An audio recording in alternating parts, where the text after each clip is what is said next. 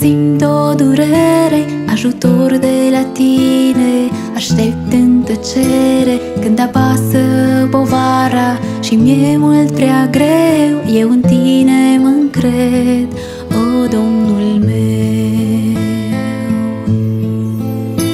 Bunătățile tale nu s-au sfârșit, credincioșia ta nu s-a oprit. Gândul acesta mă înălță spre cer, eu nădejdea mi-am pus în Dumnezeu. Eu nădejdea mi-am pus în Dumnezeu.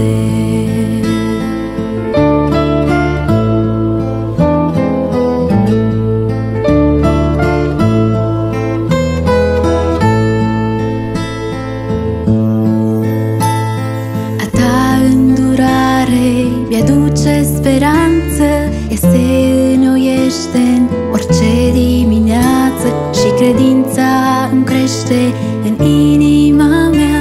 De aceea mereu te voi urma.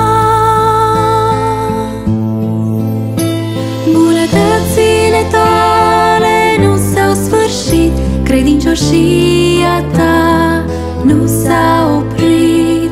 Gândul acesta mă înălță spre cer, eu nădejdea mi-am pus în Dumnezeu. Eu nădejdea mi-am pus în Dumnezeu.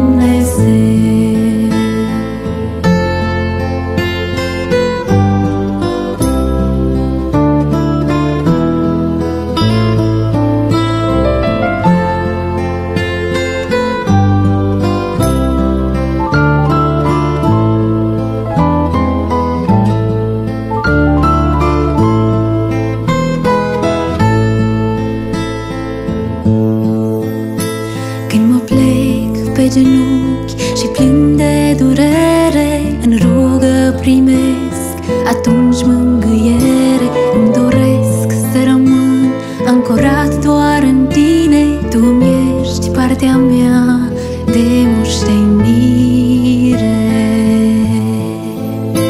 Bunătățile tale nu s-au sfârșit, credincioșia ta nu s-a oprit. Gândul acesta mă înălță spre cer, eu nădejdea mi-am pus în Dumnezeu. Eu nădejdea mi-am pus în Dumnezeu. Bunătățile tale nu s-au sfârșit, credincioșia ta nu s-a oprit.